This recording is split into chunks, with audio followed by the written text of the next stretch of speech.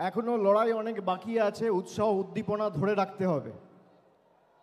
আমি সর্বপ্রথম আমাদের সভামঞ্চে উপস্থিত শহীদ পরিবারের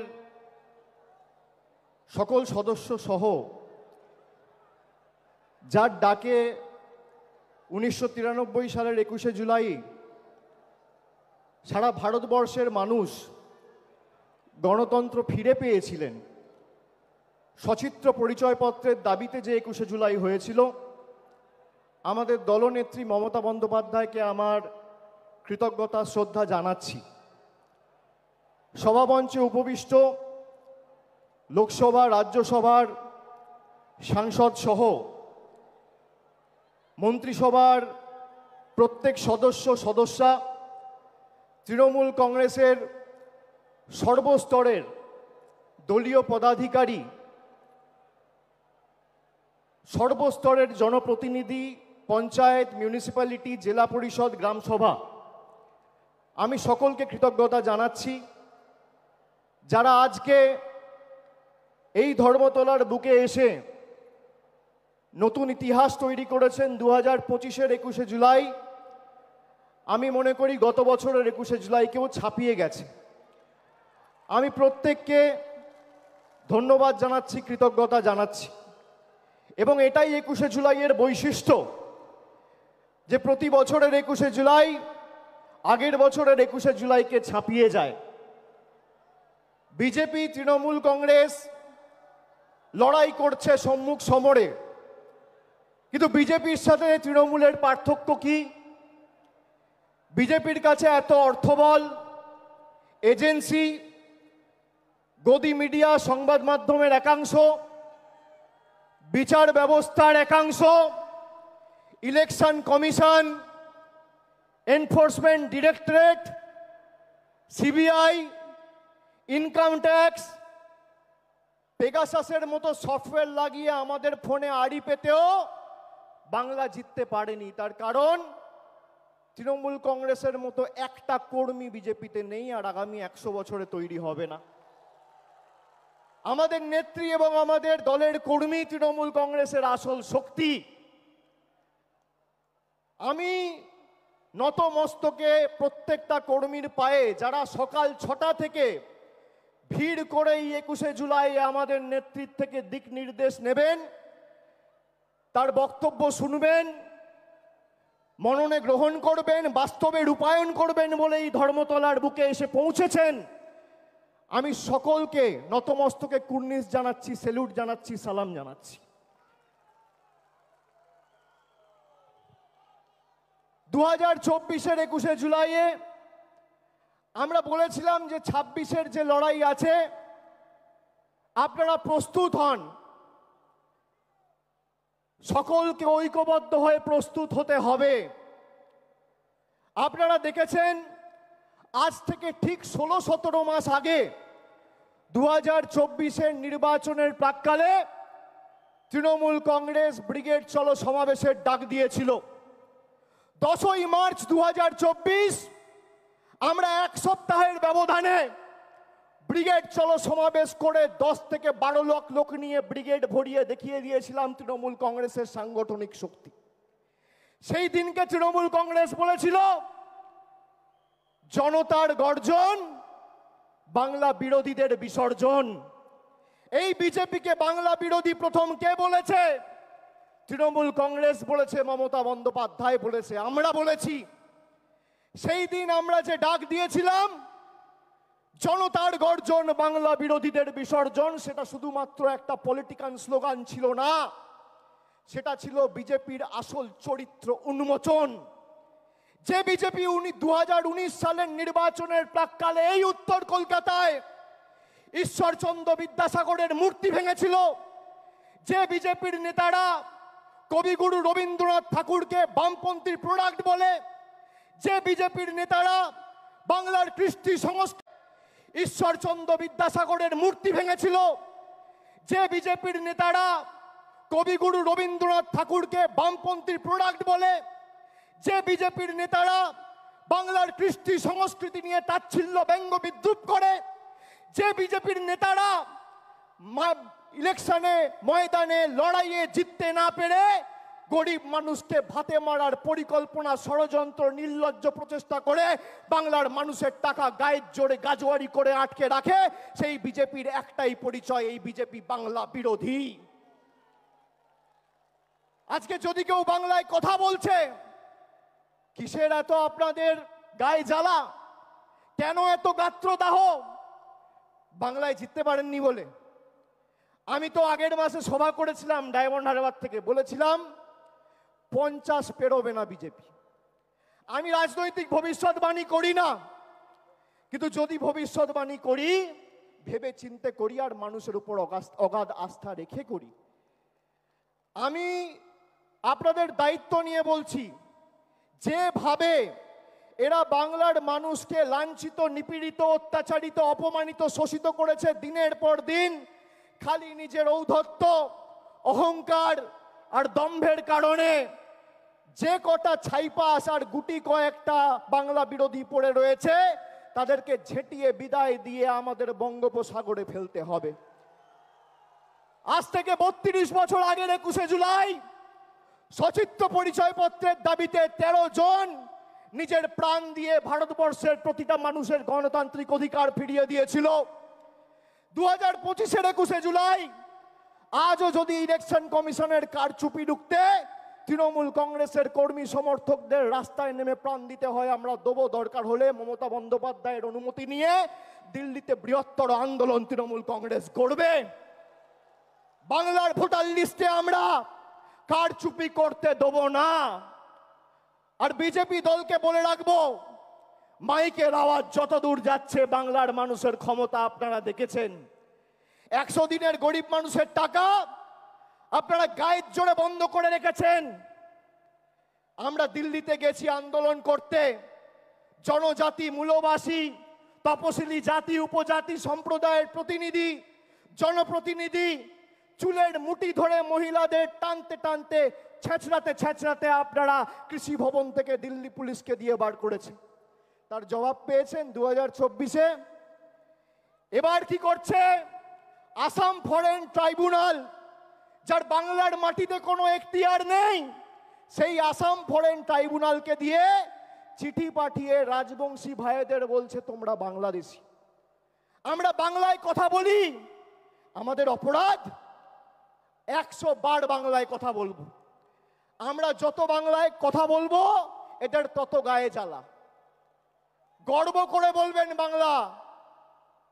আগে জয় শ্রীরাম বলতো, মনে আছে? ঠেলায় না পড়লে বেড়াল গাছে ওঠে না। এখন বলছে জয় মা কালী, এখন বলছে জয় মা দুর্গা। আর আজকে আমার নাম দিয়ে লিখে রাখুন 21শে জুলাই 2025। আমি বলছি 26-এর পর জয় বাংলা বলাবো, না বলাতে পারলে আমাদের ক্ষমতা নেই। আরে এটাই তো তৃণমূল কংগ্রেসের জয়, এটাই তো বাংলার জয়। যে বাংলার মানুষকে ভাতে মারতে চেয়েছিলে, আজকে সেই বাংলার মানুষের পায়ে মাথা ঠুকে জয় মা কালী, জয় মা দুর্গা বলতে হচ্ছে। এটাই বাংলার 12 কোটি কৃষক, শ্রমিক, যুবক, যুবতীদের জয়, তপশিলির জয়, আদিবাসীর জয়, জনজাতির জয়, কৃষকের জয়, শ্রমিকের জয়, বাংলার কৃষ্টির জয়, ঐতিহ্যের জয়, সংস্কৃতির জয়। যে দুর্গাপুজোর কমিটিগুলোর পিছনে ইনকাম ট্যাক্স লাগিয়ে দুর্গা মণ্ডপগুলোকে অপমানিত করেছিলে, দুর্গাপুজো বন্ধ করতে চেয়েছিলে, আজকে সেই বাংলার মাটিতে দাঁড়িয়ে জয় শ্রীরামকে বর্জন করে জয় মা দুর্গা বলতে হচ্ছে। আর 10 মাস তারপর জয় বাংলা বলবে। আপনারা সবাই ঐক্যবদ্ধ তো?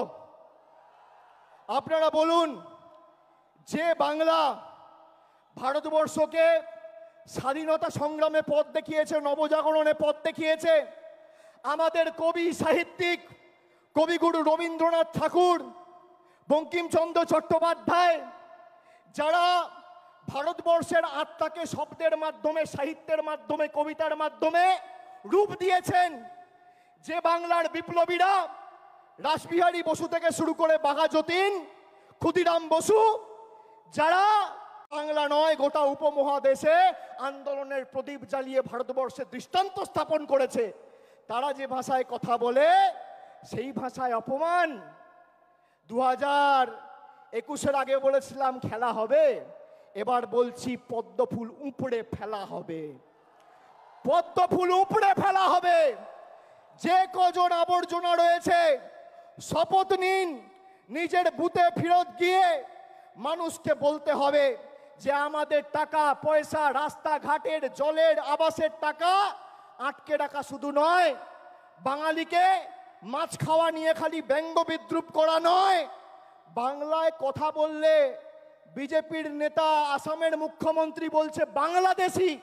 আজকে বলুন প্রায় 15 দিন হয়েছে এই বিজেপির নেতারা দিল্লির দায়িত্বে, দেশের দায়িত্বে, যারা দলের দায়িত্বে রয়েছে, প্রধানমন্ত্রী থেকে শুরু করে স্বরাষ্ট্রমন্ত্রী, বিজেপির সর্বভারতীয় সভাপতি, কি ব্যবস্থায় হিমন্ত বিশ্ব শর্মার এগেনস্টে নিয়েছে।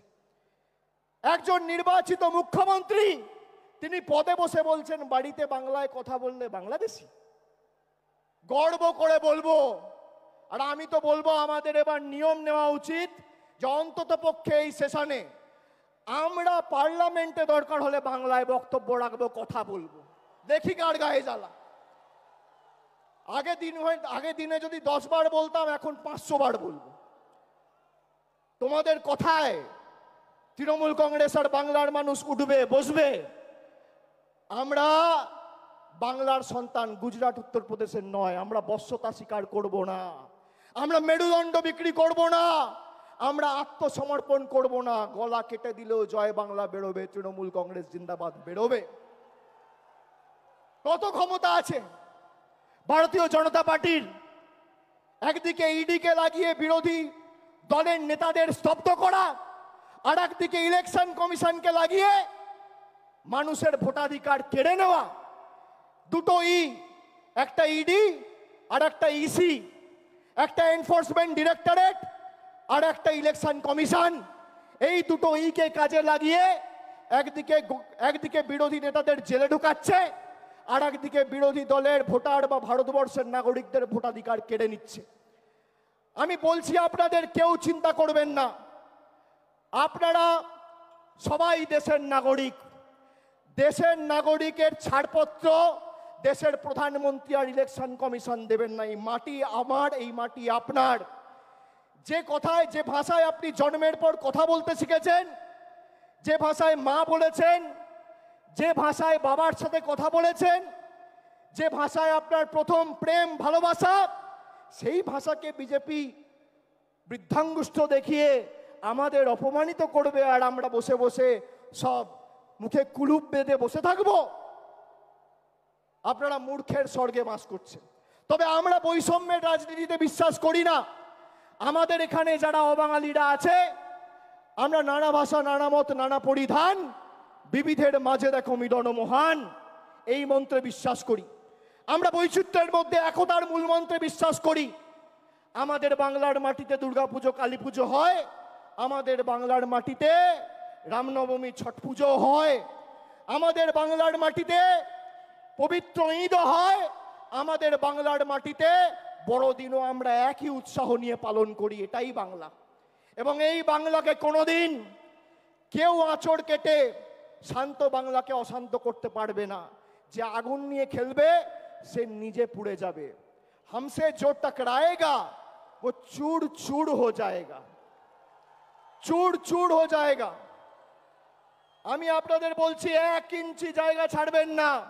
এরকম না আত্মতুষ্টিতে ভুগলে হবে না যে তৃণমূল জিতছেই, মমতা ব্যানার্জি আছে, আমরা লড়ে নেব। মমতা ব্যানার্জি আছে, সে আমাদের নির্দেশ দেবে, পথ চলার দিশা দেখাবে।